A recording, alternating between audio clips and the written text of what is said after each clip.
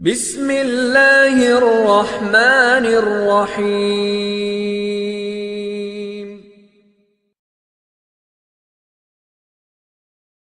السلام عليكم ورحمة الله وبركاته. إن الحمد لله نحمده ونستعينه ونستغفره ونعوذ بالله من شرور أنفسنا ومن سيئات أعمالنا. من يهده الله فلا مضل له ومن يضلل فلا هادي له.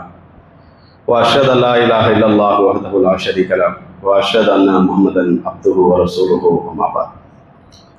يا أيها الناس اتقوا ربكم الذي خلقكم من نفس واحدة وخلق منها زوجها وبث منهما رجالا كثيرا ونساء واتقوا الله الذي تساءلون به والأرحام إن الله كان عليكم رقيبا. يا أيها الذين آمنوا اتقوا الله حق تقاته ولا تموتن إلا وأنتم مسلمون. إن أصدق الحديث كتاب الله وأحسن الهدي هدي محمد وشر الأمور محدثاتها وكل محدثة بدعة وكل بدعة ضلالة وكل ضلالة في النار. اللهم صل على محمد وعلى آل محمد كما صليت على إبراهيم وعلى آل إبراهيم إنك حميد مجيد. اللهم بارك على محمد وعلى آل محمد كما باركت على إبراهيم وعلى آل إبراهيم إنك حميد مجيد. எல்லா புகழும் அல்லாஹ் ரப்பல் ஆலமீன் ஒருவனுக்கே உண்டாகட்டுமாக.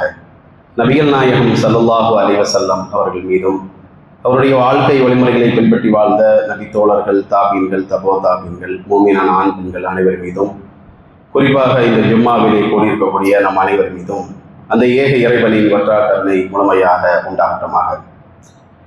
அன்பிற்கினிய அல்லாஹுவின் அடியார்களே, அல்லாஹ் ரப்பல் ஆலமீன் நம் மீது கடமையாக இருக்கின்ற ஜும்மாவை நிறைவேற்றுவதற்காக நாம் எல்லாம் இங்கே ஒன்று கூடியிருக்கின்றோம். இந்த நேரத்தில் இங்கே பேசப்படக்கூடிய சொல்லப்படக்கூடிய செய்திகளை நம்முடைய வாழ்க்கையிலே ஏற்று நடப்பதற்குண்டான முயற்சிகளை மேற்கொள்ள வேண்டும். வல்ல ரஹ்மான் அதற்கான வாய்ப்பை நம் அனைவருக்கும் தருவானாக என்று பிரார்த்தித்தவனாக இந்த ஜும்மாவினுடைய உரையை ஆரம்பம் செய்கின்றேன். அன்பிற்கினிய அல்லாஹுவின் அடியார்களே, அல்லாஹ் ரப்பல் ஆலமீன் நமக்கு வழங்கியிருக்கக்கூடிய இந்த தீனொலி மார்க்கத்திலே நாம் எல்லாம் பயணித்துக் கொண்டிருக்கிறோம். இந்த மார்க்கமானது நமக்கு சொல்லப்படுகின்ற வணக்க வழிபாடுகளை நாம் தெரிந்து வைத்திருக்கின்றோம்.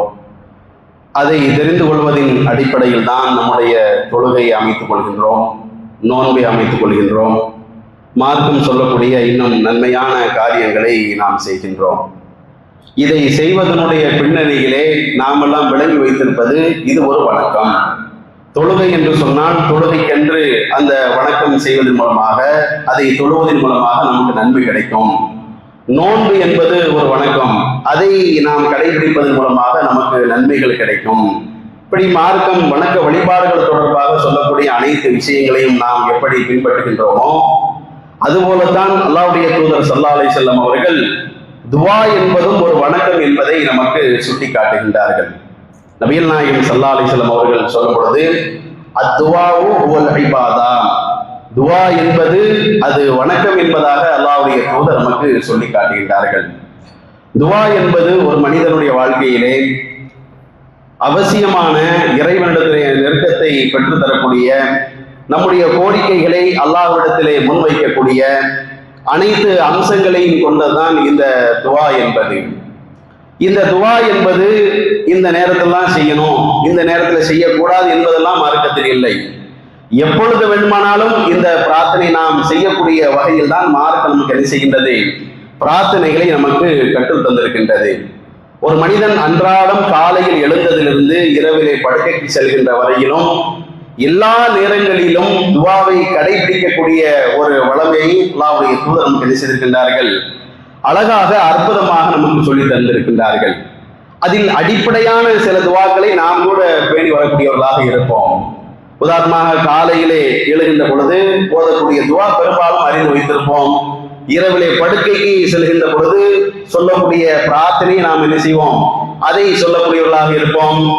அவ்வப்போது ஏதாவது ஒரு விஷயத்தை ஆரம்பிக்க வேண்டும் என்று சொன்னால் பிஸ்மில்லாஹ் சொல்லி ஆரம்பிப்போம்.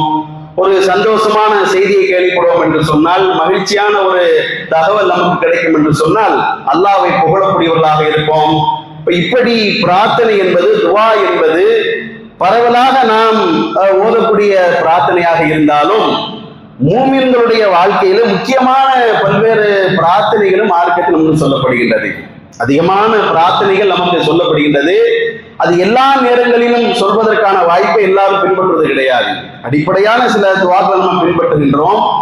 அதே நேரத்தில் அதிகமாக பிரார்த்தனை செய்ய வேண்டும், அதுவும் ஒரு வணக்கம் தான். எப்படி தொழுகைக்கு நமக்கு நன்மை கிடைக்கின்றதோ, இன்ன பிற வணக்கங்களுக்கு நமக்கு நன்மை கிடைக்கின்றதோ, அது போலவே இந்த துஆவிற்கும் நன்மை கிடைக்கும் என்பதை அல்லாஹ்வுடைய தூதர் நமக்கு நினைச்சுகின்றார்கள், அழகாக வழிகாட்டுகின்றார்கள். இப்ப அத்தகைய ஒரு பிரார்த்தனையில் ஒரு முக்கியமான ஒரு பிரார்த்தனை, அல்லாஹ்வுடைய தூதர் தன்னுடைய வாழ்க்கையில அதிகமாக கேட்டிருக்கின்ற ஒரு பிரார்த்தனை. அதே நேரத்தில் அந்த பிரார்த்தனையுடைய பொருளை நாம் எடுத்து பார்த்தோம் என்று சொன்னால், இந்த உலகத்தை முன்னிறுத்தி வைக்கக்கூடிய கோரிக்கையாகவும் இருக்கின்றது, நாளை மறுமையை முன்னிறுத்தி வைக்கக்கூடிய கோரிக்கையாகவும் இருக்கின்றது, அதிகமான நன்மைகளை பெற்றுத்தரக்கூடிய ஒரு கோரிக்கையாகவும் இருக்கின்றது. இப்படி ஒரு எல்லாம் கலந்த ஒரு பிரார்த்தனையாக அல்லாஹ்வுடைய தூதர் வீசியிருக்கின்றார்கள். இந்த ஒரு துஆவை நமக்கு சொல்லி தந்திருக்கின்றார்கள். இதையும் நாம் கேட்டு நம்முடைய வாழ்க்கையிலே கடைபிடிப்பதற்கான ஒரு முயற்சி மேற்கொள்ள வேண்டும் என்பதை கவனத்தில் கொண்டுதான் இந்த பிரார்த்தனை இப்பொழுது நாம் பார்க்க இருக்கின்றோம். அல்லாஹ்வுடைய தூதர் ஸல்லல்லாஹு அலைஹி வஸல்லம் அவர்கள் சொல்லித் தருகின்ற இந்த பிரார்த்தனை முக்கியமான பிரார்த்தனை. அல்லாஹும்ம அஸ்லிஹ்லி தீனி அல்லதி ஹுவ இஸ்மத்து அம்ரி வ அஸ்லிஹ்லி துன்யாய அல்லதி ஃபீஹா மஆஷி வ அஸ்லிஹ்லி ஆகிரத்தல்லதி ஃபீஹா மஆதி வஜஅலில் ஹயாத ஜியாதத்தன் லி ஃபீ குல்லி கைர் வஜஅலில் மௌத ராஹத்தன் லி மின் குல்லி ஷர்.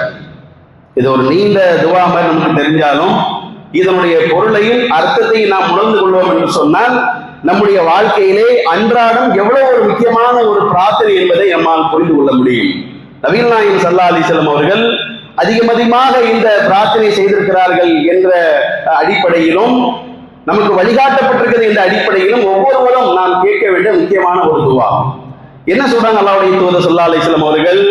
அல்லாஹும்ம இறைவா அஸ்லிஹ்லி தீனி அல்லதி ஹுவ இஸ்மத்து அம்ரி, என்னுடைய காரியம் எதிலே சிறப்பாக இருக்குமோ அப்படிப்பட்ட தீனை எனக்கு நீ சரியாகவே என்று அல்லாஹ்வுடைய தூதர் சொல்றாங்க. தீனை எனக்கு சரியா நீ ஆக்கு. அதுவே ஒரு பிரார்த்தனை பாருங்க. எந்த மார்க்கத்தில் இருக்கின்றோமோ, எந்த கொள்கையில் இருக்கின்றோமோ, அதனுடைய காரியத்துல நான் சரியாக இருக்கணும். அது ஒரு பிரார்த்தனையாகவே அல்லாஹ்வுடைய தூதர் சொல்லித் தருகின்றார்கள். இது நமக்கு சொல்லித் தருவது ஒரு புறம் இருக்கட்டும், அல்லாஹ்வுடைய தூதர் இந்த பிரார்த்தனை செய்யறாங்களா இல்லையா? அல்லாஹ்வுடைய தூதர் இந்த கொள்கையை மக்களுக்கு சொல்கின்ற அதே நேரத்தில் தன்னுடைய வாழ்க்கையில் எவ்வளவு கடைபிடித்திருக்கின்றார்கள். அப்ப இந்த பிரார்த்தனையுடைய முக்கியத்துவம் நமக்கு தெளிவாக புரிகின்றது. ஏனென்று சொன்னால் தீன் இல்லை என்று சொன்னால், மார்க்கம் இல்லை என்று சொன்னால், அவனுடைய அனைத்து காரியங்களும் சீர்கெடுக்கக்கூடிய வகையில் தான் நடைமுறை செயல்பாட்டை நாம் பார்க்கின்றோம். தீன் ஒரு இடத்துல சரியாக இல்லை என்று சொன்னால் அதுதான் நடக்கும். கரெக்டா தீனை விளங்கியிருக்கிறாரு, கொள்கை விளங்கியிருக்கின்றார், மார்க்கத்தை விளங்கியிருக்கிறார் என்று சொன்னால் அவரிடத்திலிருந்து வெளிப்படக்கூடிய அந்த பிரார்த்தனை என்பது, அவரிடத்தில் வெளிப்படக்கூடிய நல்ல அமல்கள் என்பது அதிகமாக இருக்கும். தீனை சரியாக வைத்துக் கொள்கின்ற ஒரு பிரார்த்தனை அல்லாஹ்வுடைய தூதர் சொல்வதிலிருந்து தீனுடைய முக்கியத்துவம் நமக்கு தெரிகின்றது. ஏன்னா இன்னைக்கெல்லாம் நாம பார்த்தோம்னு சொன்னா, சமூக வலைதளங்களை நாம் திறந்து பார்த்தோம் என்று சொன்னால் சினிமா மோகத்திலே மூழ்கி கிடக்கக்கூடியவர்கள் இருந்து கொண்டிருக்கிறார்கள். இந்த தீனை ஒருவர் வழங்கியிருப்பார் என்று சொன்னால், நபிகள் நாயகம் ஸல்லல்லாஹு அலைஹி வஸல்லம் அவர்கள் நமக்கு முன்மாதிரி என்று தெளிவாக சொல்லப்பட்டிருக்கிறது. ஆனால் இன்றைக்கு என்ன செய்து கொண்டிருக்கிறார்கள்? சினிமா பைத்தியங்களாக இவர்தான் எனக்கு முன்மாதிரி என்று சொல்லி அவருடைய அந்த டிரெஸ் கோட்ல இருந்து அனைத்தையும் தன்னுடைய வாழ்க்கையை கடைபிடிக்கக்கூடியவர்களாக இருக்கிறாங்க. பார்த்தா அவன் பேரு முஸ்லீம், பேர் முஸ்தபாவா இருக்கிறான், ஹமீதா இருக்கிறான், ஏதோ ஒன்றாக இருக்கின்றான். பெண்கள்லாம் கூட என்ன செய்யறாங்க இன்னைக்கு இது மாதிரி ஒப்பாட்டங்களை பின்பற்ற வேண்டும், அதுதான் என்றெல்லாம் பேசிக்கொள்ளக்கூடிய சமூக நம்முடைய நடைமுறையிலே நம்முடைய கண்களுக்கு முன்னால் பார்த்து கொண்டிருக்கிறோம். எல்லாமே புர்கா போட்டோம், எல்லாமே இஸ்லாமிய பெயர்களாகத்தான் என்ன செய்து கொண்டிருக்கிறார்கள், இருந்து கொண்டு இந்த காரியத்தை செய்து கொண்டிருக்கிறார்கள். அப்ப இவங்க இஸ்லாத்தில் என்ன இருக்கிறாங்க? யாரை பின்பற்ற வேண்டும் என்று மார்க்கம் நமக்கு தெளிவாக சொல்லப்பட்டிருக்கிறதோ, ஆனால் அவர்கள் என்ன செய்து கொண்டிருக்கிறார்கள்? வாழ்க்கையில் அவர்கள் பேரளவிலே சொல்லக்கூடிய ஒரு கலிமாவாகவும் நடைமுறை பார்த்தோம் என்று சொன்னால் அதற்கு நேர் எதிராக இருக்கின்றது. அப்ப தீனு சரியா இல்லை என்று சொன்னால் எப்படியான ஒரு நிலைக்கு போய் தழுது பாத்தீங்களா? இதைத்தான் அல்லாஹ்வுடைய தூதர் நினைச்சாங்க, என்னுடைய காரியம் எதில் சரியாக இருக்குமோ அந்த தீனன் எனக்கு சரியாக என்று அல்லாஹ்வுடைய தூதர் நமக்கு இந்த பிரார்த்தனையை சொல்லி தருகின்றார்கள். இது சும்மா நாம ஒரு வார்த்தையில கடந்து செல்லக்கூடிய விஷயம் கிடையாது. இந்த மார்க்கம் நபிகள் நாயகம் ஸல்லல்லாஹு அலைஹி வஸல்லம் அவர்கள் எந்த மக்களுக்கு போதித்தார்களோ அந்த மக்களிடத்திலே இது வந்ததற்கு பின்னால் எத்தகைய மாற்றங்கள் எல்லாம் அவருடைய வாழ்க்கையில வந்தது நாம் கொஞ்சம் சிந்தித்து பார்க்க வேண்டும். நபிகள் நாயகம் ஸல்லல்லாஹு அலைஹி வஸல்லம் அவர்கள் எந்த மக்களை சந்தித்தார்களோ அவர்கள் எல்லாம் அந்த அறியாமை காலத்திலே இந்த தீனை ஏற்றுக்கொள்வதற்கு முன்னால் அவருடைய வாழ்க்கையிலே பாவங்களுக்கு பஞ்சம் கிடையாது. பாவம் என்று சொன்னாலே அனைத்தினுடைய ஒட்டுமொத்த உருவமாக அந்த சமுதாயம் திகழ்ந்தார்கள். மது அருந்துவதா, விபச்சாரம் செய்வதா, அல்லது கொள்கை ரீதியாக சிலைகளை வணங்குவதா, மூடை நம்பிக்கையா, ஒருத்தரை பழி வாங்க வேண்டும் என்கின்ற அந்த ஒரு வெறியா, எல்லாத்தையும் தன்னுடைய வாழ்க்கையிலே கடைபிடித்தார்கள். ஆனால் இஸ்லாம் என்றைக்கு அவருடைய உள்ளத்திலே நுழைந்ததோ இது அத்தனையும் தூக்கி வீசினார்கள். இப்படிப்பட்ட ஒரு சமுதாயத்தை நாம் பார்க்கிறோம் என்று சொன்னால் தன்னுடைய வாழ்க்கையிலே சகோதரத்துவத்தை பண்ணினார்கள். இந்த இஸ்லாத்திற்காக வேண்டி தன்னுடைய சொத்துக்களை இழந்தார்கள், உயிரை கொடுப்பதற்கு துணிந்தார்கள். எந்த சிலைகளை அவர்கள் பின்பற்றினார்களோ வணங்கினார்களோ அத்தனையும் தூக்கி போட்டு இஸ்லாத்தின் பக்கம் வந்தார்கள். இதுவெல்லாம் இவருடைய வாழ்க்கையில வந்ததற்கான காரணம் தீன் அவருடைய வாழ்க்கையில வந்தது, இஸ்லாம் அவருடைய வாழ்க்கையில வந்தது. பகிரங்கமான பாவங்களை செய்தவர்கள் கூட ஒத்துக்கொண்டு அல்லாஹ்வுடைய தூதரிடத்தில் தண்டனையை பெற்றுக் கொண்டிருக்கிறார்கள் என்று சொன்னால் இது எத்தகைய ஒரு மார்க்கத்தை, எத்தகைய ஒரு மாற்றத்தை ஒரு மனிதனுடைய வாழ்க்கையில உண்டாயிருக்கிறது என்பதற்கு நிதர்சனமான சான்றாக அந்த நபித்தோருடைய வாழ்க்கை நமக்கு திகழ்கிறது என்று சொன்னால் அந்த தீனில் நம்ம சரியாக இருக்க வேண்டும் என்பதை அல்லாஹ்வுடைய தூதர் பிரார்த்தனை செய்கின்றார்கள். நமக்கும் வழிகாட்டுறாங்க. அதாவது இஸ்லாத்தில் இருக்கிற முஸ்லிமாக என்பதில்லை, சரியாக இருப்பதற்கு கரெக்டாக அந்த பாதைகளை நடப்பதற்கு அல்லாஹ்விடத்திலே நமக்கு அனுதினமும் இந்த பிரார்த்தனை தேவை. அதனால தான் ஆரம்பத்திலே நான் சொன்னேன், இந்த துஆவுடைய பொருளை நாம் உணர்ந்து கொள்வோம் என்று சொன்னால் ஒவ்வொரு நாளும் இந்த பிரார்த்தனையுடைய முக்கியத்துவத்தை நாம் உணர்ந்து கொண்டு அது தன்னுடைய வாழ்க்கையிலே கடைபிடிக்கப்பட வேண்டும் என்பதை தான் நான் ஆரம்பத்திலே சொன்னேன். நபிகள் நாயகம் ஸல்லல்லாஹு அலைஹி வஸல்லம் அவர்கள் உருவாக்கிய அந்த சமுதாயத்தில் இந்த தீன் வந்ததற்கு பின்னால் இவ்வளவு மாற்றங்கள் நாம் பார்க்கின்றோம். பல நேரங்களில் நாம் நினைச்சுட்டு இருப்போம் இஸ்லாம் என்பது அல்லாஹ்வுடைய தூதர் வந்ததற்கு பின்னாடி தான் முஸ்லீம்கள் எல்லாம் வந்திருக்கிறாங்க என்று நாம் நினைக்கிறோம். தீன் என்பது ஆரம்பத்திலிருந்தே இருக்குது. யாக்கூப் அலைஹிஸ்ஸலாம் அவர்கள், அதே மாதிரி இப்ராஹிம் அலைஹிஸ்ஸலாம் அவர்களை பற்றி அல்லாஹ் திருக்குர்ஆனில் பேசுகின்றான். வஸா பிஹா இப்ராஹிமு பனீஹி யாக்கூப். அவர்கள் யாக்கூப் அலைஹிஸ்ஸலாம் அவர்களும் இப்ராஹிம் அலைஹிஸ்ஸலாம் அவர்கள் தன்னுடைய அந்த பிள்ளைகள் அவருடைய வழித்தோடர்களுக்கு அவர்கள் என்ன செய்கின்றார்கள், வசியத்து செய்கின்றார்கள். இன்னல்லாஹ் ஹஸ்ஸஃபா லகுமுத்தீன் ஃபலா தமூதுன்ன இல்லா வ அன்தும் முஸ்லிமூன். அல்லாஹ் இந்த மார்க்கத்தை உங்களுக்கு தேர்ந்தெடுத்திருக்கின்றான், நீங்கள் முஸ்லிமாகவே தவிர நீங்கள் மறந்து விடாதீர்கள் என்று அல்லாஹ் திருக்குர்ஆனில் அவர்களுக்கு செய்த வசியத்தை நமக்கு நினைவுபடுத்துகின்றான். அவ்வளவு ஒரு அற்புதமான மார்க்கம். இப்ப அந்த ஒரு தீன் என்பது, மார்க்கம் என்பது நம்முடைய வாழ்க்கையில எந்த அளவுக்கு இருக்க வேண்டும் என்கின்ற ஒரு அடிப்படையை தான் அல்லாஹ்வுடைய தூதர் செய்கின்றார்கள். இந்த தீனுடைய அவசியத்தை நமக்கு சொல்லி காட்டுகின்றார்கள். இப்ப இதெல்லாம் நாம் சொல்வதற்கு காரணம் என்ன? இன்றைக்கு தீன் என்பது ஒரு மனிதனுடைய வாழ்க்கையில சரியாக இருந்தால் மாத்திரமே அவர் நாளை மறுமையில வெற்றி பெற முடியும். அத்தகைய தீனில் உறுதியாக இருப்பதற்கான பிரார்த்தனை நமக்கு தேவை என்கின்ற ஒரு கருத்தை வலியுறுத்தக்கூடிய ஒரு செய்தி தான் முதல் அந்த வரியாக இருக்கின்றது. அல்லாஹும்ம அஸ்லிஹ் லி தீனி அல்லதி ஹுவ இஸ்மத்து அம்ரி என்பதாக அல்லாஹ்வுடைய தூதர் ஒரு பிரார்த்தனையை சொல்லித் தருகின்றார்கள். அடுத்து என்ன? வ அஸ்லிஹ் லி துன்யா அல்லதி ஃபீஹா மஆஷி. உலகம் தொடர்பாகவும் அதனுடைய வாழ்வாரம் தொடர்பாகவும் நான் என்ன செய்கிறேன், அல்லாஹ்விடத்துல கோரிக்கை வைக்கின்றேன், அதையும் எனக்கு சரியாக கூடு என்று அது ஒரு பிரார்த்தனை. வெறுமே இந்த மார்க்கம் என்பது உலக தொடர்பாக எதுவுமே கேட்கக்கூடாது, பொருளாதாரமா கேட்கக்கூடாது என்று சொல்லக்கூடிய மார்க்கம் கிடையாது. உலகத்தில் வாழ வேண்டும் என்று சொன்னால் பொருளாதாரம் தேவை, அவசியமான தேவை. அதற்கு கட்டுப்பாடுகள் இருக்கும். அந்த பொருளாதாரத்தை எப்படி சம்பாதிக்கணும், அதை ஹலாலான வழியை சம்பாதிக்கணும், அடுத்தவர்களை ஏமாற்றக்கூடாது, இது போன்ற கட்டுப்பாடுகள் இருக்கும். ஆனால் பொருளாதாரமே சம்பாதிக்க கூடாது என்று அல்லாஹ்வுடைய தூதர் நமக்கு என்ன செய்யல, சொல்லித் தரவில்லை. பொருளாதாரம் தேவை, அதனுடைய தேவையில் இருந்தால் தான் நம்முடைய வாழ்க்கை ஓட்டத்தை ஓட்ட முடியும். சொல்ல போனால் மார்க்கத்திலே சில வணக்க வழிபாடுகளை செய்வதற்கு கூட பொருளாதாரம் நமக்கு அவசியமாக இருக்கிறதா இல்லையா? ஜக்காத் என்று சொல்லக்கூடிய அந்த கடமையான விஷயத்தை நிறைவேற்றுவதற்கு பொருளாதாரம் தேவை, ஹஜ்ஜை நிறைவேற்றுவதற்கு பொருளாதாரம் தேவை, தான தர்மங்கள் கொடுப்பதற்கு பொருளாதாரம் தேவை. பொருளாதாரம் சம்பாதிப்பதற்கு மார்க்கம் தடையே கிடையாது. இப்ப இதையும் தாண்டி உலகத்தினுடைய விஷயங்கள் நீங்க என்ன செய்ய சரியாக ஆக்கிவை என்பதாக நபிகள் நாயகம் ஸல்லல்லாஹு அலைஹி வஸல்லம் அவர்கள் இரண்டாவது பிரார்த்தனையாக சொல்லித் தருகின்றார்கள்.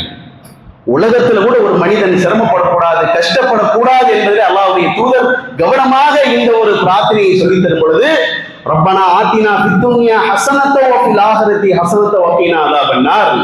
இந்த உலகத்திலேயும் நீ நன்மையை கேளு, நாளை மறுமையிலும் நன்மையை கேளு, நரக நெருப்பிலிருந்து நீ காப்பாற்றப்பட வேண்டும் என்கின்ற இந்த பிரார்த்தனை அல்லாஹ்வுடைய தூதர் சொல்லக்கூடிய செய்தியை பார்க்கின்றோம். உலகமும் தேவை, மறுமையும் தேவை. வெறுமனவே மறுமை மட்டும்தான் இந்த உலகம் தேவையில்லை என்று அல்லாஹ்வுடைய தூதர் சொல்லல. இந்த செய்தியை கூட ஒரு சம்பவத்தினுடைய பின்னணியை நாம் பார்த்தோம் என்று சொன்னால், நபிகள் நாயகம் ஸல்லல்லாஹு அலைஹி வஸல்லம் காலத்துல ஒரு மனிதரை அல்லாஹ்வுடைய தூதர் சந்திக்க போறாங்க. அவருடைய உடலை பார்த்தோம் என்று சொன்னால் ரொம்ப மெலிந்த நிலையில ஒரு எலும்புக்கு மேல ஒரு தோலை போடுறதுனா எப்படி இருக்கும், அவ்வளவு பலவீனத்தோட அவருடைய உடல் இருக்குது. அல்லாஹ்வுடைய தூதர் அவர் பார்க்கிறாங்க, என்னப்பா இப்படி இருக்கிறீங்க, உடலை பார்த்தால் நீ என்னமோ இது கேட்டு வாங்கின மாதிரி இருக்க மாதிரி தெரியல என்று சொல்லக்கூடிய அளவிற்கு அவருடைய உடலுடைய பலவீனம் இருக்கின்றது. ரொம்ப மெலிஞ்ச நிலையில ஒரு கோழி குஞ்சு மாதிரி உள்ள ஒரு நிலையில அவர் இருக்கிறாரு. இப்ப நபிகள் நாயகம் ஸல்லல்லாஹு அலைஹி கேட்கிறாங்க, இது என்னமோ நீ ஏதோ கேட்டு வாங்கின மாதிரி தெரியுது என்று சொன்னவுடன் அவர் சொல்றாரு, ஆமா நான் அல்லாஹ்விடத்தில் ஒரு பிரார்த்தனை செஞ்சுக்கிட்டு வரேன். என்ன பிரார்த்தனை என்று சொன்னால், நாளை மறுமையிலே அல்லாஹ் தர இருக்கின்ற தண்டனை இருக்கு இல்லையா, மறுமையில சொர்க்கம் நரகம் சென்றதுக்கு பின்னாடி சொர்க்கவாசிகள் சொர்க்கத்துக்கு சென்று விடுவார்கள், பாவம் செய்தவர்கள் நரகத்துல கிடப்பாங்க. அந்த நரகத்துல தண்டனையை அங்க அவர் தாங்க முடியாதுன்னு அவர் வழங்குறாரு. நரகம் என்பது எவ்வளவு கடுமையானது அல்லாஹ்வுடைய தூதர் எச்சரிச்சிருக்காங்க. இந்த உலகத்திலேயே ஒரு 100 தடவை ஒருத்தர் வெட்டி சாய்ச்சா கூட அதனோட கம்பேர் பண்ணும்போது ஒண்ணுமே கிடையாது. 100 தடவை மௌத்தாக்குறோம், 100 தடவை உயிர் கொடுக்கிறோம், மறுமை நாளிலே கிடைக்கக்கூடிய அந்த தண்டனையோ கம்பேர் பண்ண ஒரு பெரிய விஷயமா, அதெல்லாம் அவர் விளங்கி இருக்கிறாரு. உலகத்துல மாலை வீச முடியாது, உலகத்துல தாங்கிக் கொள்ளலாம், மறுமையில் தாங்க முடியாது என்பதை கவனத்திலே கொண்டு அவர் ஒரு பிரார்த்தனை செய்யறாரு, எல்லாம் மறுமையில் எனக்கு நீ தண்டனை கொடுப்பதாக இருந்தால் அது உலகத்திலே எனக்கு கொடுத்துரு அப்படிங்கிற மாதிரி அவர் பிரார்த்தனை செஞ்ச உடனே தான் அல்லாஹ்வுடைய தூதர் நினைச்சாங்க, இப்படி நீ பிரார்த்தனை செய்யாத, அல்லாஹ் எவ்வளவு பெரிய கருணையாளன், அல்லாஹ் எவ்வளவு ஒரு ரஹீமா இருக்கிறான், நீ மறுமையும் கேளு உலகத்தையும் கேளு என்று சொல்லக்கூடிய வகையில் தான் அல்லாஹும்ம ஆத்தினா ரப்பனா ஆத்தினா ஃபித்துன்யா ஹஸனத வ ஃபில் ஆஹிரத்தி ஹஸனத வ கீனா அஸாபன்னார் என்ற பிரார்த்தனையை நபிகள் நாயகம் ஸல்லல்லாஹு அலைஹி வஸல்லம் அவர்கள் இந்த நபி தோழருக்கு சொல்லி தந்தார்கள் என்பதை முஸ்லிம் போன்ற ஹதீஸ்களிலே பார்க்கின்றோம். இப்ப இதையெல்லாம் சொல்வதற்கு காரணம், நபிகள் நாயகம் ஸல்லல்லாஹு அலைஹி வஸல்லம் அவர்கள் உலக தொடர்பாக நமக்கு என்ன செய்திருக்கின்றார்கள், அது தேவை என்கின்ற ஒரு கோரிக்கையை முன்னிறுத்தக்கூடிய வகையில் இந்த ஒரு பிரார்த்தனை அமைந்திருக்கின்றது. அதே போல பாருங்க, அஸ்ரிகளி ஆஹிரத்தல்லதி ஃபீஹா மஆதீன், உலகம் எப்படி நமக்கு தேவையோ அதை விட தேவை என்பது மறுமை என்பது. மறுமையை மறந்துடாத, மறுமை தொடர்பாகவும் உன்னுடைய கோரிக்கையை நீ மறந்து விடாதே என்று சொல்லக்கூடிய வகையில், மறுமையை நினைவுபடுத்தக்கூடிய வகையில் அல்லாஹ்வுடைய தூதர் என்ன செய்றாங்க, மறுமையை எனக்கு சரியாக்கி கொடு, மறுமையுடைய வாழ்க்கையை சரியாக்க வேண்டும் என்று சொன்னால் உலகத்துல சரியாக இருக்க வேண்டும் என்கின்ற ஒரு கூடுதல் கோரிக்கையும் அல்லாஹ்வுடைய தூதர் இந்த பிரார்த்தனையில் சொல்லி தராங்க. பொதுவாக அல்லாஹ்வுடைய தூதர் ஸல்லல்லாஹு அலைஹி வஸல்லம் அவர்கள் உலகத்திலே அவர்கள் செய்திருக்கின்ற உபதேசங்களில் அதிகமான உபதேசங்கள் மறுமை தொடர்பாகவே இருக்கும். எந்த இடத்தை எடுத்துக்கொண்டாலும் சரி, பெரும்பாலும் என்ன செய்வார்கள், மறுமையை ஜாயிண்ட் பண்ணுவதற்கான வாய்ப்பு இருக்கும் என்று சொன்னால் மறுமையை சேர்த்து தான் நமக்கு சொல்லுவாங்க. உதாரணமாக அல்லாஹ்வுடைய தூதர் ஸல்லல்லாஹு அலைஹி வஸல்லம் அவர்கள் உறவுகளை நீங்கள் பேண வேண்டும், சொந்த பந்தங்களை ஆதரிக்க வேண்டும் என்று சொல்லுகின்ற இடத்துல எல்லாம் மறுமையை அவர்கள் நினைப்படுத்துவார்கள். மன்கான யூமினு பில்லாஹி வல் யௌமில் ஆகிர், யார் அல்லாஹ்வை மறுமை நாளை நம்புகின்றார்களோ அவர் தன்னுடைய சொந்த பந்தங்களை அவர் கண்ணியப்படுத்தட்டும், அண்டை வீட்டாரை கண்ணியப்படுத்தட்டும் என்றெல்லாம் மறுமையை சேர்த்து அல்லாஹ்வுடைய தூதர் சொல்வதற்கு காரணம் என்ன, மறுமையுடைய சிந்தனை நமக்கு மறந்து விடக்கூடாது, மறுமையுடைய அந்த கவனம் இல்லாமல் இவர் உலகத்திலே பொழுதுபோக்காற்று வாழ்ந்து விடக்கூடாது என்பதை அல்லாஹ்வுடைய தூதர் கவனமாக இருந்தார்கள். அப்ப அந்த மறுமையை கேட்கக்கூடிய, அதை உள்ளடக்கக்கூடிய வகையில் அல்லாஹ்வுடைய தூதர் செய்திருக்கின்றார்கள். மறுமை தொடர்பாகவும் நமக்கு இப்படி ஒரு பிரார்த்தனையை சொல்லித் தருகின்றார்கள். அதே போல அல்லாஹ்வுடைய தூதர் ஸல்லல்லாஹு அலைஹி வஸல்லம் அவர்கள் வஜஅலில் ஹயாத ஜியாதத்தன் லி ஃபி குல்லி கைர், நான் இந்த உலகத்தில் வாழ்கின்ற காலமெல்லாம் நன்மையை அதிகப்படுத்தக்கூடியவனாக நான் இருக்கணும் அப்படின்னு ஒரு பிரார்த்தனை சொல்லி தராங்க.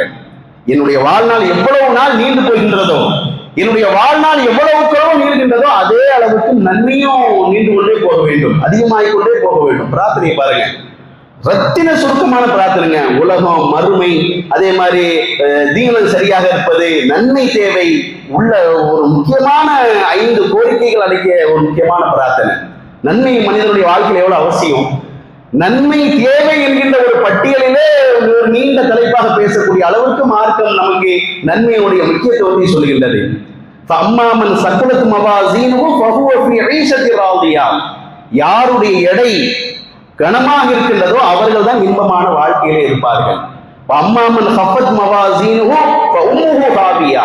யாருடைய எடை குறைவாக இருக்கின்றதோ லேசாக இருக்கின்றதோ ஹாவியாவிலே இருப்பார்கள், நரகத்திலே இருப்பார்கள் என்று அல்லாஹ் நினைக்கின்றான், திருக்குர்ஆனிலே சொல்லி காண்பிக்கின்றான். அப்ப நன்மையுடைய முக்கியத்துவம் நமக்கு எவ்வளவு தெரிகிறது என்பதை இந்த வசனத்தில் நம்மால் புரிந்து கொள்ள முடிகிறது.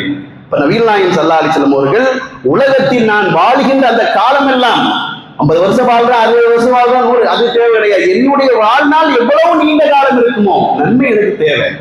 நபிகள் நாயகம் ஸல்லல்லாஹு அலைஹி வஸல்லம் அவர்கள் நன்மையை வலியுறுத்தக்கூடியவரை அதை பிரார்த்தனையா வை. அப்படி வாழ்க்கையில நீ நன்மை செய்யறது செயல் வடிவம் தெரியும், ஆனால் அன்றாடம் இந்த பிரார்த்தனை உனக்கு தேவை. நன்மை செய்வதற்கான வாய்ப்பை அல்லாஹ் உனக்கு தருவதற்கு இந்த பிரார்த்தனை நீ அன்றாடம் உடைய வாழ்க்கையிலே சேர்த்துக்கொள் என்று சொல்லக்கூடிய வகையில் தான் நன்மையுடைய விஷயத்தை அல்லாஹ்வுடைய தூதர் செய்கின்றார்கள், நமக்கு சுட்டி காட்டுகின்றார்கள். நன்மை ஒரு மனிதனுடைய வாழ்க்கையில முக்கியம் என்பதற்கு அற்புதமான ஒரு செய்தி நபிமொழியிலே பார்க்கின்றோம். பல நேரம் கேள்விப்பட்டிருக்கோம். அல்லாஹ்வுடைய தூதர் சொல்கின்றார்களே, உலகம் அழிவதற்கான அறிகுறிகள் உன்னுடைய கண்களுக்கு முன்னால் தெரிகின்றது. உலகம் அழியப்போது நீ பார்த்துட்டு இருக்கிற, உலகம் அழியற்குண்டான வாய்ப்புகள் இருக்கின்றது, கண்களுக்கு முன்னால் பார்க்கின்றாய், அனைத்து அறிகுறிகளும் இருக்கிறது. இந்த நேரத்துல படபடுத்து ஐயோ ஓடி நம்மை காப்பாற்றுகிறோம் என்று இருக்கக்கூடிய நிலையிலே உன்னுடைய கையிலே ஒரு செடி இருக்கும் என்று சொன்னால் அதை நீ நட்டி வைத்து விடு. ஒருவேளை நீ பார்க்கக்கூடிய அந்த காட்சிகள் எல்லாம் இல்லாமல் போய் சரியாக மாறிவிட்டது என்று சொன்னால் நீ வைத்திருக்கக்கூடிய அந்த செடிகள் மூலமாக அது வளர்ந்து பூத்து கனியாகி மரமாகி அதிலிருந்து பலன் பெறக்கூடிய நன்மை உனக்கு வந்து சேரும். பாருங்க, எந்த நேரத்தில் கூட நன்மையை சொல்லி தராங்க பாருங்க. கடைசி வாய்ப்பா தான், உலகமே அழிய போகுது, நம்ம போறோம் என்று நினைக்கக்கூடிய அந்த நேரத்தில் கூட நன்மையை செய்வதற்கான ஒரு வழிகாட்டுதல் இந்த மார்க்கத்தில் தெளிவாக சொல்லப்பட்டிருக்கிறது என்று சொன்னால் அந்த நன்மையை வாழ்நாள் முழுவதும் செய்வதற்கான ஒரு பிரார்த்தனை அல்லாஹ்வுடைய தூதர் செய்திருந்தார்கள். வஜஅலில் ஹயாத ஜியாதத்தன் லீ ஃபீ குல்லி கைர். என்னுடைய வாழ்நாள் எவ்வளவு நீளமாக இருக்கின்றதோ அதுவரையிலும் என்னுடைய நன்மை நீண்டு கொண்டே போக வேண்டும். நம்முடைய வாழ்க்கையில் அப்படி அதிகமாகுதா? ஒவ்வொரு நாளும் நாம ஒரு குறிப்பிட்ட சில மாசங்கள்ல நன்மை செய்கிறோம், எல்லா நாட்களையும் நன்மை அதிகரித்து விட்டதா என்று சொல்லக்கூடிய வகையில் நம்முடைய சிந்தனை எல்லாம் இருக்க வேண்டும் என்கின்ற அடிப்படையில் அல்லாஹ்வுடைய தூதர் சொல்லி தருகின்றார்கள். அதே போல இறுதியாக வஜியாலில் மௌத்த ராகத்தல்லி மின் குல்லி ஷர். நான் மௌத்தாகின்ற அந்த நேரத்தில் பாவங்கள் நீங்கியவனாக நான் செய்ய வேண்டும், அல்லாஹ்வை சந்திக்க வேண்டும், அதற்கு நீ எனக்கு உதவி செய், அதை சரி செய் என்று சொல்லக்கூடிய வகையில் 5வது பிரார்த்தனை அல்லாஹ்வுடைய தூதர் சொல்லி தருகின்றார்கள். மூமின்களுக்கு சோதனையாக நபிகள் நாயகம் ஸல்லல்லாஹு அலைஹி வஸல்லம் சொல்லும் பொழுது அவருடைய சோதனை எந்த அளவுக்கு அவர்கள் உறுதியாக இருக்கின்றதோ அதே அளவுக்கு சோதனை வரும். இறுதியாக அவர் அல்லாஹ்வை சந்திக்கின்ற பொழுது பாவம் நீங்கியவராக சந்திப்பார் என்றெல்லாம் அல்லாஹ்வுடைய தூதர் சொல்லக்கூடிய இந்த செய்தியிலிருந்து நான் மரணிக்கின்ற நேரத்தில் பாவம் இல்லாதவனாக, உலகத்தில் சிரமப்பட்டாலும் கஷ்டப்பட்டாலும் அதன் மூலம் பாவம் நீங்கியவனாக அல்லாஹ்விடத்திலே செல்ல வேண்டும் என்கின்ற இந்த 5 அம்ச கோரிக்கையை அல்லாஹ்வுடைய தூதர் ஸல்லல்லாஹு அலைஹி வஸல்லம் அவர்கள் தன்னுடைய அன்றாட வாழ்விலே அதிகமாக பிரார்த்தனை செய்திருக்கின்றார்கள். இதை நாம் கவனத்தில் கொண்டு இந்த ஒரு பிரார்த்தனை நாம் செய்வதற்கு இதை இன்னைக்கெல்லாம் நம்ம சொல்லி தருவதற்கு ஆள் தேவை கிடையாது. ஒரு ரெக்கார்டில் நாம போட்டு ஒரு 10 தடவை கேட்டாலே நமக்கு என்ன செஞ்சிடும், அது மனப்பாடமாகக்கூடிய வகையில தான் ஈஸியாக இருக்கின்றது. ரொம்ப ஈஸி, இலகுவான துவா. அல்லாஹும்ம அஸ்லிஹ் லி தீனி அல்லதி ஹுவ இஸ்மத்து அம்ரி வ அஸ்லிஹ் லி துன்யா அல்லதி ஃபீஹா மஆஷி வ அஸ்லிஹ் லி ஆখিরাত அல்லதி ஃபீஹா மஆதி வஜஅலில் ஹயாத ஜியாதத்தன் லி ஃபீ குல்லி கைர் வஜஅலில் மௌத ராஹத்தன் லி மின் குல்லி ஷர் என்று அல்லாஹ்வுடைய தூதர் அற்புதமாக தன்னுடைய வாழ்க்கையிலே அதிகமாக செய்யக்கூடிய பட்டியலில் பிரார்த்தனை சொல்லி தருகின்றார்கள். தனித்தனியாக நமக்கு ஏராளமான துவாக்கள் சொல்லப்பட்டிருக்கிறது. ஆனால் அனைத்து அம்சங்களும் அடங்கிய ஒரு கோரிக்கையாக அல்லாஹ்வுடைய தூதர் அதிகம் செய்த இந்த பிரார்த்தனையை நாமும் மனனம் செய்து பிறருக்கும் எடுத்து சொல்லி இந்த ஒரு பிரார்த்தனை மூலம் பெறக்கூடிய நன்மைகளை, இதன் மூலம் பெறக்கூடிய அந்த பலனை அல்லாஹ் நம்ம அனைவருக்கும் தர வேண்டும் என்பதை சொல்லி இந்த முதல் உரையை நிறைவு செய்கிறேன். அல்ஹம்துலில்லாஹி ரப்பில் ஆலமீன். அஸ்ஸலாமு அலைக்கும். அல்ஹம்துலில்லாஹி ரப்பில் ஆலமீன். ஸலாத்து வஸ்ஸலாமு அலா ரசூலிஹி வ அலா ஆலிஹி வஸஹ்பிஹி அஜ்மஈன். அம்மா பஅத். அன்பிற்கினிய அல்லாஹ்வின் அடியார்களே, பிரார்த்தனை என்பது ஒரு வணக்கம். அந்த பிரார்த்தனை மார்க்கத்தில் நமக்கு பல்வேறு கோணங்களில் வழிகாட்டப்பட்டாலும் அவசியமான எல்லா கோரிக்கைகளும் அடங்கிய ஒரு பிரார்த்தனையுடைய விளக்கத்தை தான் முதலாவது உரையிலே நாம் பார்த்தோம். இதுல இன்னும் மார்க்கத்தில் இது தொடர்பாக தனித்தனியாக பிரார்த்தனை சொல்லப்பட்டாலும் இந்த ஒரு துவாவை மனனம் செய்வதற்கு நாம் முயற்சி செய்ய வேண்டும். கூடுதலாக பிரார்த்தனை சம்பந்தமாக மார்க்கம் சொல்லக்கூடிய முக்கியமான அம்சம் என்னவென்று சொன்னால், அல்லாஹ்விடத்திலே நாம் கோரிக்கை வைக்கின்ற பொழுது, அல்லாஹ்விடத்திலே பிரார்த்தனை செய்கின்ற பொழுது நாம் அந்த பிரார்த்தனையை வலியுறுத்தி கேட்க வேண்டும் என்பதாக அல்லாஹ்வுடைய தூதர் சொல்றாங்க. வெறுமனவே ஏதோ ஒரு சடங்கு மாதிரி அதை செய்து விடாமல், ஏன்னா இயல்பாகவே அது வந்துடும். தூங்கி எழுந்திரிச்ச உடனே ஓரளவுக்கு நம்ம அதை கவனத்தோடு, இதை நம்ம இப்படி சொல்றதுனால நமக்கு இந்த பலன் கிடைக்கின்றது, இதை சொல்வதன் மூலம் நமக்கு இது மாதிரியான ஒரு நன்மை கிடைக்கிறது என்பதை ஓரளவு கவனமாக இருக்க வேண்டும் என்ற அடிப்படையில் தான் அல்லாஹ்வுடைய தூதர் என்ன செய்றாங்க, பிரார்த்தனை என்று சொல்லித் தருகின்றார்கள். அல்லாஹ்விடத்திலே அதை கோரிக்கையாக கேட்கின்ற பொழுது வலியுறுத்தி கேட்க வேண்டும் என்கின்ற அடிப்படையான விஷயத்தை சொல்லித் தருகின்றார்கள். மனிதரிடத்துல கோரிக்கை வைக்கிறோம், ஒரு தேவை கேட்கிறோம், அவர் தரவும் செய்யலாம், தராமல் இருக்கலாம். தராம இருந்தாலும் நம்ம என்ன செய்வோம், நீ என்ன கொடுக்கலன்னா போ, நான் பாத்துக்கிறேன் அப்படிங்கிற மாதிரியான கோரிக்கை அல்லாஹ்விடத்துல வைக்க கூடாது. அல்லாஹ்விடத்திலே வைக்கக்கூடிய கோரிக்கை என்பது நீதான் தர வேண்டும், உன்னை விட்டு எனக்கு ஆளே கிடையாது என்று சொல்லக்கூடிய வகையில் வலியுறுத்தி கேட்க வேண்டும். நீ தந்தா தராட்டி போ, ஒரு பிரார்த்தனை செய்யறோம் தந்தா என்ன அப்படி நம்ம போகக்கூடாது. நீதான் தர வேண்டும், உன்னை தவிர தரக்கூடியவர் யாரும் கிடையாது என்று சொல்லக்கூடிய வகையில் பிரார்த்தனையை வலியுறுத்தி கேட்க வேண்டும் என்கின்ற ஒரு அடிப்படையை மார்க்க நமக்கு சொல்லித் தருகின்றது. ஒவ்வொரு பிரார்த்தனையுடைய பின்னணியிலும் இது நமக்கு இப்படி சொல்லித் தரப்படுகின்றது. ஒன்றும் என ஒவ்வொரு நாள் அலங்கு சொல்ல ஓதுறோம், அது நமக்கு என்ன சொல்லப்படுகின்றது, அல்லாஹ்வுடைய அந்த தன்மை பண்புகள் எல்லாம் விளைக்கிறதுக்கு பின்னால், இறைவா நீ எனக்கு நேர்வழியில் செலுத்து. அது எப்படிப்பட்ட நேர்வழி என்று சொன்னால், உன்னுடைய கோபத்திற்கு ஆளாதவருடைய பாதை. ஒவ்வொரு நாளும் தொழுகை கேட்கிறோமா இல்லையா, இந்த சிந்தனை இறுதியில் நமக்கு இந்த பாதை நமக்கு காமிச்சிடக்கூடாது, நேரான பாதையை காமிக்க வேண்டும் என்கின்ற கோரிக்கையோடு நம்மளால் முடிந்த ஒரு பிரார்த்தனையுடைய அந்த அர்த்தங்களை தெரிந்து கொண்டு கவனமாக கேட்க வேண்டும். அல்லாஹ்விடத்தில் அந்த கோரிக்கையை வைக்கின்ற பொழுது வலியுறுத்தி கேட்க வேண்டும். உன்னை விட்டால் வேற ஆள் இல்லை என்று சொல்லக்கூடிய வகையில் அல்லாஹ் தான் தரக்கூடியவன். அப்படித்தான் நபிமார்களுடைய பிரார்த்தனை இருந்தது. அது சூழல் காலல் அதெல்லாம் தேவையே கிடையாது. குழந்தை சம்பந்தமாக நான் நபிமொழியில் பார்க்கின்றோம், ஜக்கரியா அலைஹிஸ்ஸலாம் அவர்கள், இப்ராஹிம் அலைஹிஸ்ஸலாம் அவர்கள் குழந்தை பிறப்பதற்குண்டான வாய்ப்புகளே கிடையாது என்று அவர்களே நினைக்கக்கூடிய வகையில் அல்லாஹ் குழந்தை கொடுத்தது. அந்த அளவுக்கு அவர்களுடைய அந்த பிரார்த்தனை என்பது அல்லாஹ்விடத்தில் வலியுறுத்தி இருந்தது. இப்படி அல்லாஹ் என்று சொல்லக்கூடிய நமக்கு வலியுறுத்தி கேட்கக்கூடிய வகையில் தான் மார்க்கத்தில் வழிகாட்டப்பட்டிருக்கிறது. இன்னும் பல்வேறு விதமான துவாக்கள் மார்க்கத்தில் சொல்லப்பட்டாலும் அதிகமான ஒரு கோரிக்கை கொண்ட ஒரு பிரார்த்தனையை அல்லாஹ்வுடைய தூதர் அதிகம் செய்திருக்கிறார்கள் என்ற அடிப்படையில் தான் இந்த துவாவை நாம் இந்த ஜும்மாவில் நிலைப்படுத்தியிருக்கின்றோம். முடிந்த வரையில் நாம் மனனம் செய்து பிறருக்கும் இந்த துவாவின் மூலம் கற்றுக் கொடுத்த அந்த நன்மைகள் அடைவதற்கான வாய்ப்பை அல்லாஹ்விடத்தில் கேட்போமாக. வாஹிரு தஅவானா அல்ஹம்துலில்லாஹி ரப்பில் ஆலமீன்.